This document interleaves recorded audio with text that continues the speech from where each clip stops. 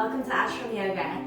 This week we're looking at 9 moves you can do if you're desk bound, particularly as many of us have started to have to work from home and may not have been prepared for these circumstances. You might be seated in ways that aren't really ergonomically accommodating you. So we're going to look at 9 simple yoga moves that you can do to help to stretch you out and give you a bit more spaciousness. So if you sit with your legs extended straight out to the front, and you can start by planting your hands back alongside your hips. So this is the base position. Obviously the hip flexors are still quite contracted in this position, but what we're going to focus on first is lengthening and stretching through the legs. So we'll do some leg extensions, bending the right knee up towards the chest, and interlace the fingers to take hold behind the knee and the back of the thigh.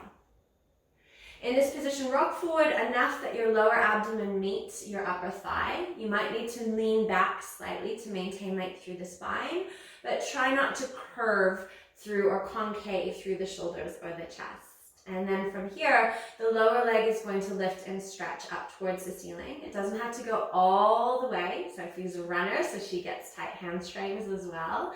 And then keep that leg straight as you float the heel just above the mat. And then bend the knee and squeeze the thigh back. Good. We'll add the breath as you inhale, stretch and flex the foot as high as you can comfortably manage. As you exhale, the leg floats to the ground. Bend the knee and squeeze the thigh back. Breathing in as the lower leg stretches. And breathing out as you lower down. Let's do 2 more times on this side.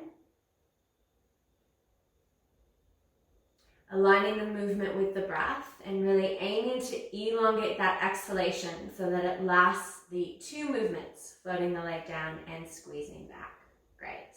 We'll outstretch that leg and do the same thing on the other side. So working on the same leg side, we'll bend the left knee up towards the chest. And then from here, cradle the knee in your left hand and the ankle in your right hand. Pause for a moment. You can readjust your seat if you need to, so you're centered between the sit bones and maintaining length through the spine. We're going to warm, work, and lubricate into the hips next. When you're desk bound or seated most of the day, this is the area that gets the predominant amount of stagnation. So the movement will come from the knee tip, but it's actually happening in the hip.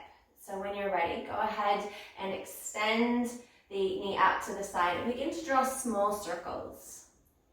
The joint of the hip is actually a ball and socket joint with the top of the femur and the pelvic crest.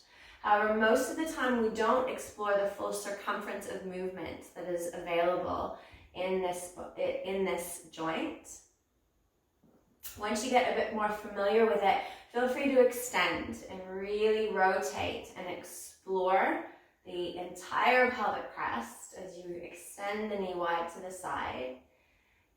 We'll do it once more in this direction and then reverse the same movement, same side, just reversing the direction. And this time we'll work with the breath. So we'll do a full cycle of breath, inhalation and exhalation. If you slow down the momentum of your breathing, you slow down the movement, and this has a deeper effect in the joint that you're working with. We'll notice that often the fluctuations of the mind make us breathe really quickly, and this can be reflected in our movement. So this is a great way for us to slow down our mental activity and to deepen our connection with the movement that we're doing. Once more in this direction. And then we'll bend the knee, squeeze the thigh, realigning the hip and the knee joint. So from here, we're going to place the sole of the foot across the opposite thigh, bringing that heel comfortably close up towards the hips whilst allowing the sit bones to stay level on the ground. The right arm is going to reach forward and then up, and then track the arm back behind the spine, using it as a strut to maintain length through the spine. This may mean that you need to bring the hand a little bit further away from the body and lean back a little bit to maintain that length through the spinal column. And then the same arm as the knee that's bent Elbow will fall to the inside of the knee, pressing off this. Encourage length through the spine, from the tailbone up to the crown, and then begin to spiral away from the bent knee side, staying open through the belly and open through the chest. Great.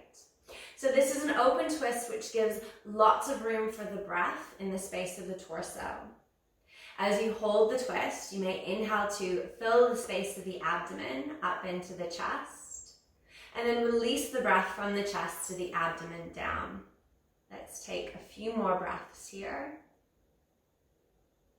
In your practice, you could hold this for about 5 to 7 breaths. And then once complete, release, turn the head and face forward. We'll bend the knee in towards the chest. And then we would move to the other side, doing our hip rotations on the right side and then extending into the open twist on that side as well. We'll come back up into the space of the hips and the pelvis. So we'll bring the soles of the feet together and leave as much space as you need between the heels and the pubic bone so that you can rock forward on the sit bones and encourage length through the spine. The hands will reach forward and take hold either forward of the shins or on tops of the feet if you can reach. However, it's not a goal to touch the feet, particularly if you start to curve through the upper back. The spine will stay straight and the shoulders will stay relaxed throughout. And then we'll fold the knees towards the midline, lifting. And then butterfly the knees wide as you can comfortably manage up to the sides. Adding the breath as you inhale, the knees lift up towards the midline. Notice the shoulders stay down. And as you exhale, allow the knees to dive wide. A few more times like this. In your home practice, you could aim to do this about 10 times, or perhaps get a little bit more dynamic as you butterfly the knees up and down, so you can bring a bit more speed to it as well. And just notice how you feel within the space of the pelvis and the hips. Remain in this position, but allow your hands to shift onto the shins if you have reached forward to the tops of the feet. We're going to bring movement up into the spine next with a simple flexion and extension. So keeping hold of the shins, rock forward on the sit bones, lift the belly, lift the chest, and if comfortable, lift the head so you bring stretch right up into the neck. Reverse this, like you're cliff diving, lean back, tucking the chin in towards the chest last. So the inhalation will rock us forward, the belly will open, the chest will lift, the head will extend if comfortable on the neck. And then exhale as you roll back through the lower spine and drop the chin towards the chest. Breathing in as we come forward, and perhaps the knees also lift up towards the midline. Breathing out as the knees dive wide and we lean back through the spine, chin to chest. We'll do this a couple of more times here. At home, you could work to do this about 7 to 10 times, or until you feel like there's a thread of connection in your spine, like you're starting to bring a bit of warmth and energy throughout the entire spinal pathway from the tailbone up into your head. Moving upward through the spine, we'll work with the shoulders next. Floating the fingertips onto the shoulders. And bringing the elbow tips forward of the chest. From here, extend the elbow tips up towards the ceiling. Expand them wide, and then squeezing the shoulder blades back together behind you as you lower the elbows and bring them to meet forward of the chest. Adding the breath as you inhale, the elbow tips extend high and wide. As you exhale, downwards and forward. Now continue this, and you can add movement of the neck as well. So when the elbows pull forward of the chest, the chin can drop down.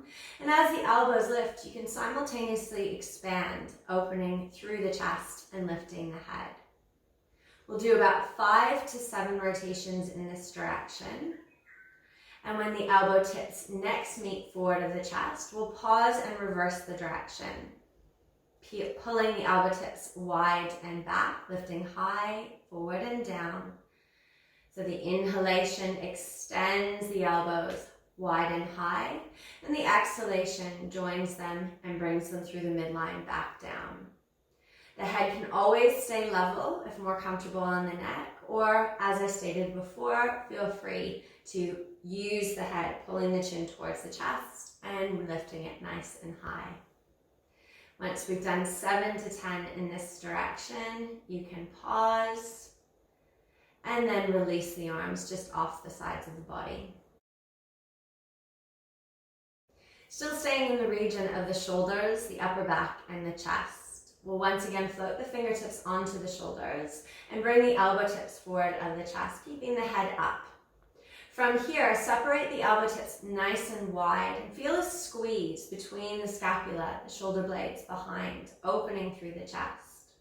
We'll reverse this movement as you dive the elbows forward and bring them to meet forward of the chest. Adding the breath as you inhale, elbows wide, squeeze the shoulder blades. Perhaps the gaze lifts a little higher, spreading open into the neck. And then exhale as you dive the elbows forward, drop the chin down towards the chest, creating space between the shoulder blades and the spine. Inhale, elbows wide, squeeze the shoulder blades, chest lifts. Exhale as the elbow tips connect and perhaps the chin pulls forward towards the chest.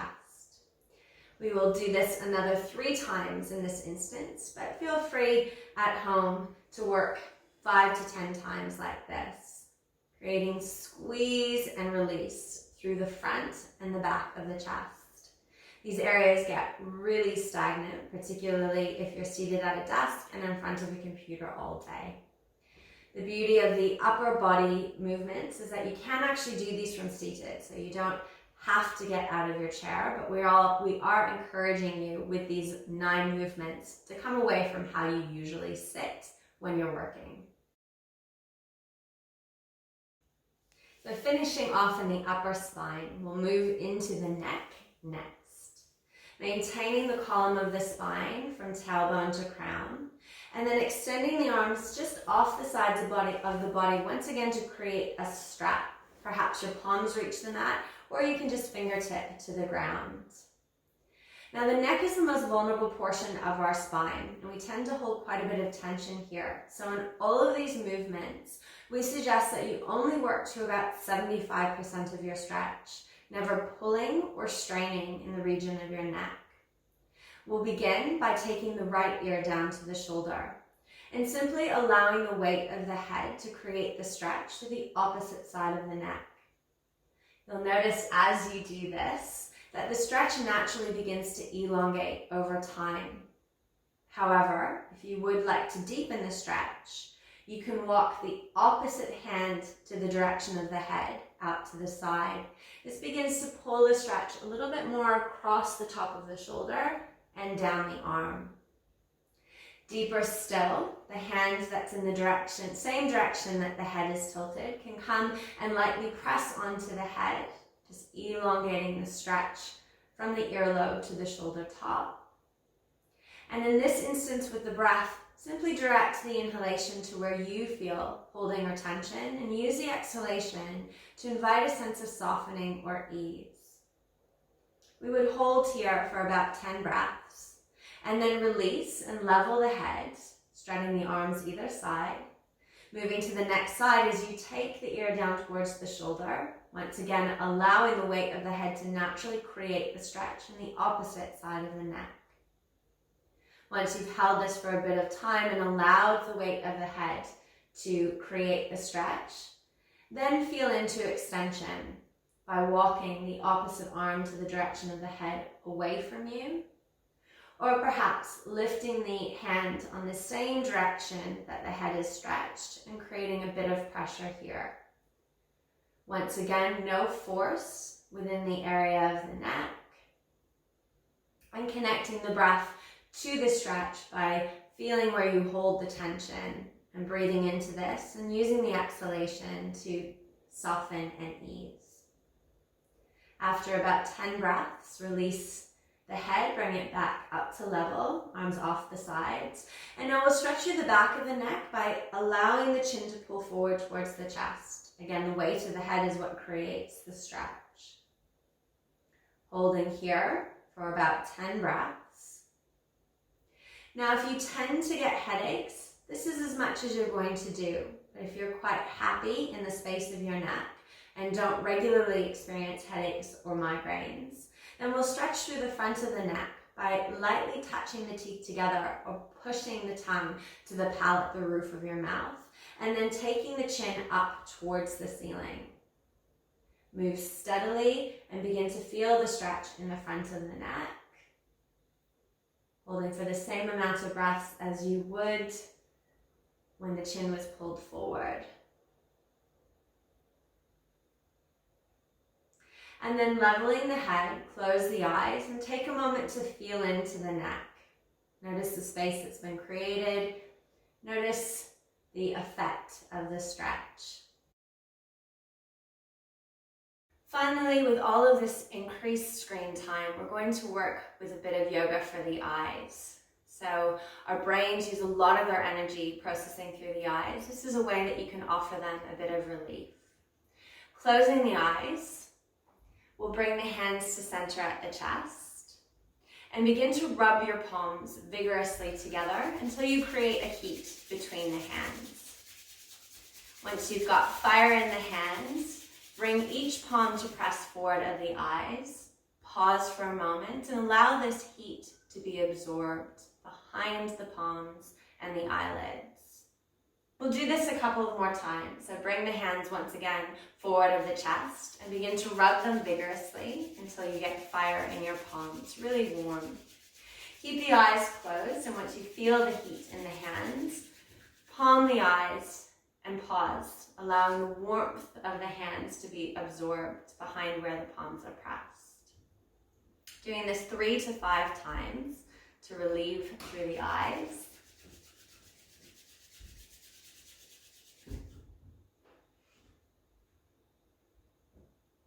And then keeping the eyes closed, come to a lying down position. So this completes our 9 moves that you can do if you've been desk bound, and it's nice to allow the entire body to elongate, rest, and receive the effects of these movements. Minimal movements can create optimal impact, particularly when we give ourselves a little space for rest. So lying on the back helps to lengthen and stretch the hamstrings, the hip flexors, and allows the natural elongation of the spine.